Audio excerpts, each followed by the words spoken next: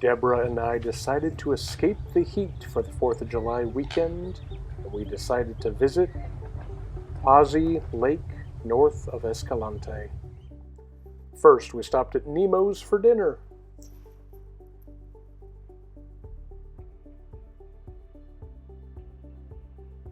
If you're looking for fast food, McDonald's is 120 miles that way. Posey Lake is found in the Dixie National Forest.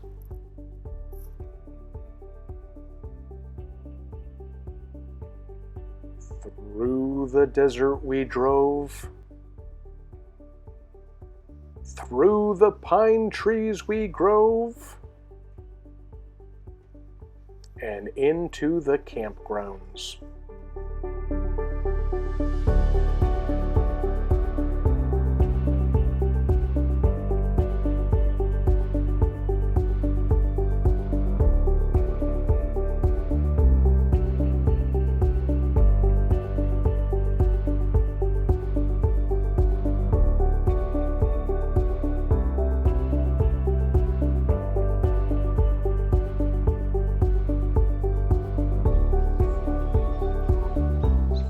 That first night, the pond was very peaceful.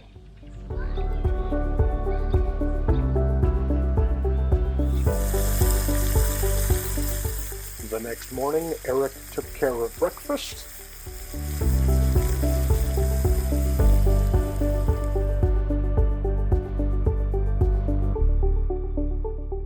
And after breakfast, we took the Posey Lookout Trail. And up we go. Along the trail we saw some wildlife, carpenter ants. We saw squirrels. And we even saw several cases of tree creep, where the tree trunk is bent.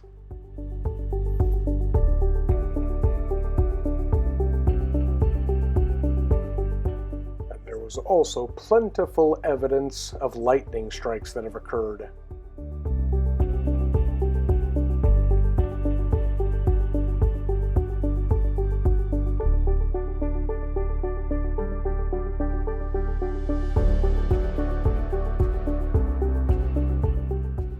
And would you believe it? I caught the perfect picture of Deborah doing a half break. It certainly was not her tripping on the trail. That was obviously a well-executed half-break.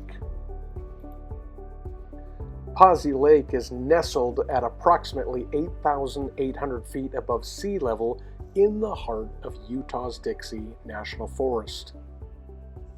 There's approximately 21 campsites and very clean restrooms. It is crisp, it is clean, it is quiet. Posey is a small 8-acre non-motorized lake stocked with rainbow and brook trout, and while we didn't get any fishing in, we didn't bring our fishing lines, we've heard that it is relatively decent fishing up there. It was really, really crisp and beautiful. We were surrounded by towering ponderosa pines, several aspens. There were a couple of wildflowers. It was just very, very pretty.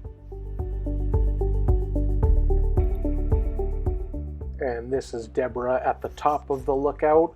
And it was actually kind of neat. They had a tin box with free pictures, little souvenirs for people who climbed up there. And it was just beautiful, quiet, and enjoyable.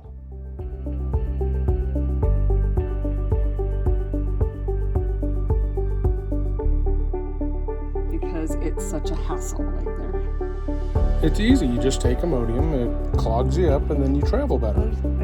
I don't need to do that. So I don't feel like that's normal, and we should treat that as normal. Well, whether it's normal or What's not. IBS, for example?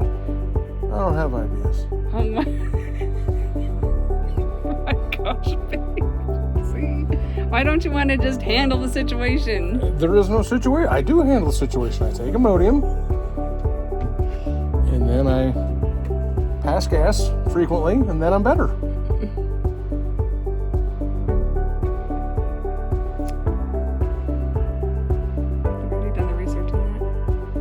Oh yeah, I've done extensive research.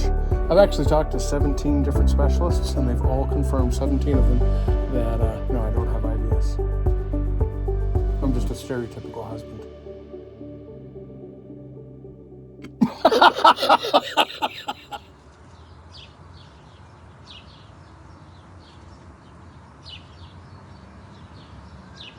While we were at the lookout, Deborah saw this smaller tree that grew up into a larger tree but was cut away, and she wondered what the story was, and it took me several hours of searching, but I found the story, and I'll relay it to you here.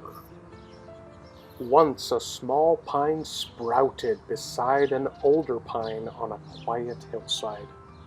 Each day the little pine would look up and admire how the taller pine's needles would dance in the breeze. And the younger pine would listen to the pine needles hum as the wind passed through the older. Seasons came and seasons went, and the little pine grew taller. The older pine grew broader, and their branches began to touch. Birds made their nests where their limbs crossed, and deer found shade under their shared canopy. They whispered to each other with every breeze, promising to stand together through every storm. Years passed, and their roots tangled beneath the earth, holding each other steady, never alone.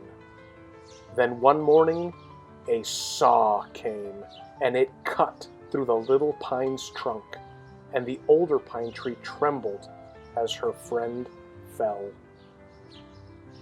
But above ground, the little pine's branches still hugged the elder pine, and the elder pine hugged back. Even though their world had changed, they still grew together, quietly, forever intertwined.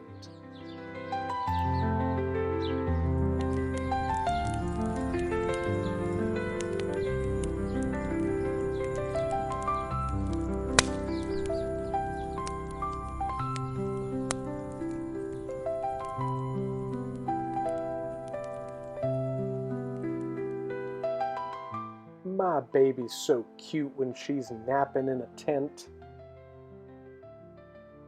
We had a great time on Independence Weekend, just spending time, Deborah and I, camping.